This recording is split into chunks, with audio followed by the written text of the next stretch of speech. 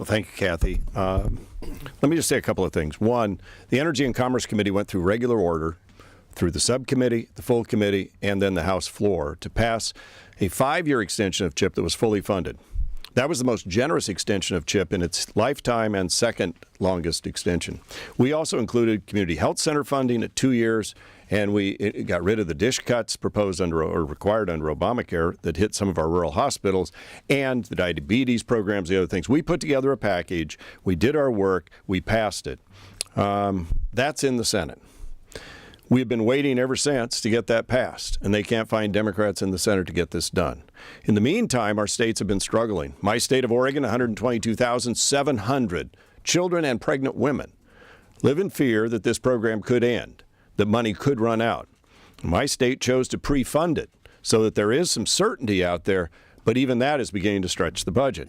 They get backfilled from what we've done here in the emergency case. Look, the party that thinks $1,000 or $2,000 bonus to a hardworking family is crumbs is doing a pretty crummy thing to children and pregnant women by not passing extension of CHIP. At each step of the way, the Democrats asked me to slow the process and delay. And I did. That's why it didn't get done by September 30th. But we did pass a bill eventually that was fully funded. And by the way, one of the biggest pay-fors there was an Obama pay-for that we used a part of that said wealthy Americans making $500,000 a year could pay $137 more for their Medicare so we could use the funds to pay for CHIP. We thought that was responsible. President Obama proposed a much bigger pay-for like that in his budgets. They would not go along with that. We could not reach any agreement with the Senate. Here we are today. Now we have an opportunity again to fully fund CHIP, and with the change in the law and the change in the CBO forecast, we can now do 6 years fully funding CHIP without any pay for. This is the time to act, and we call on Democrats to join us this time. I cannot imagine, since pay-fors aren't an issue, what the issue they have against children and pregnant women being covered by CHIP and getting this resolved now. It's time. Enough's enough. With that, let me stop. I'd be happy to take any questions you might have. Yes? Why does the deal not include any funding for children, for community health centers or DSH cuts? Boy, I share the passion of the community health centers. I've always been a big advocate of community health centers, and that's why we fully funded them for 2 years in the legislation that's residing in the Senate. We do not have agreement on that. And by the way, that emergency funding carries them out to March. It's not quite as dire a cutoff as we're facing with CHIP.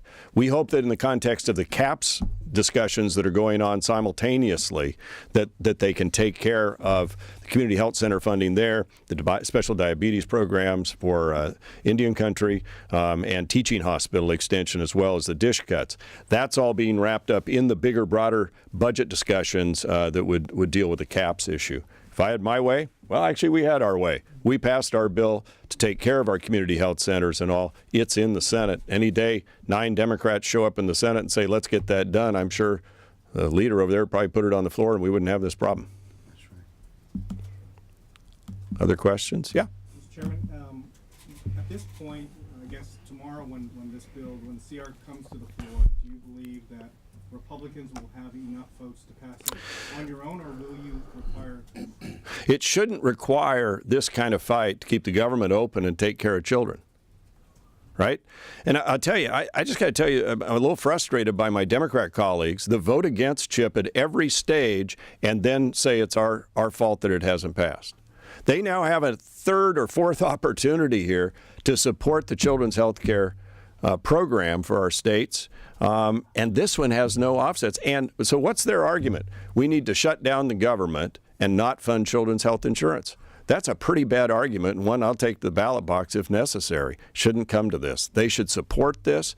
We're calling on them to support this. They know in their hearts that a yes vote is the right vote, but they're being told, can't vote for this. That's all politics, and they'll regret it. They ought to join with us, put kids first, put pregnant women first, keep the government open while we negotiate the bigger CAPS deal. And that would be the responsible vote. So I call on my Democrat colleagues to do that. What would you say, though, to your Republican colleagues that are planning to vote against the CR? Do you have the same sentiments for them? I would hope that they, too, would vote for the CR for the same reasons, but they already have voted for full funding for CHIP. They have already voted for full funding for community health centers. to prevent the dish cuts from taking effect, the teaching hospital funding going forward, all they've done that repeatedly.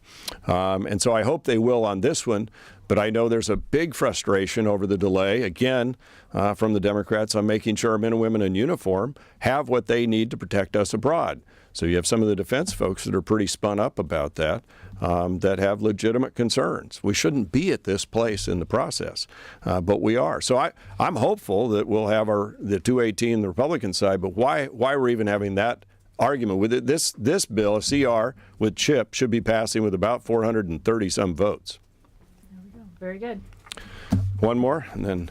I have a question of why the ACA tax delays were included with CHIP rather than, say, the Medicare extenders, kind of tagging on Robert's question. You know, that's outside of my jurisdiction, which I know shocks all of you that there's anything outside of the E&C jurisdiction. We'll be working on that. Look, it's really important to deal with those issues as well. They didn't get done in other bills that have gone through. And on the medical device tax, companies actually are going to have to start writing checks, I believe, at the end of this month if we don't act. So there is a sense of urgency there.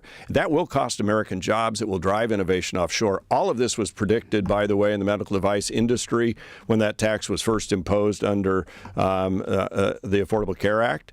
And so there is a timely nature to that one as well. And of course, the health insurance tax just makes health insurance more expensive for people who are trying to pay for it. And Cadillac tax, I've never thought was fair. So I don't have a problem with that, but it's outside of my jurisdiction. With that, thank you very much. Thank you.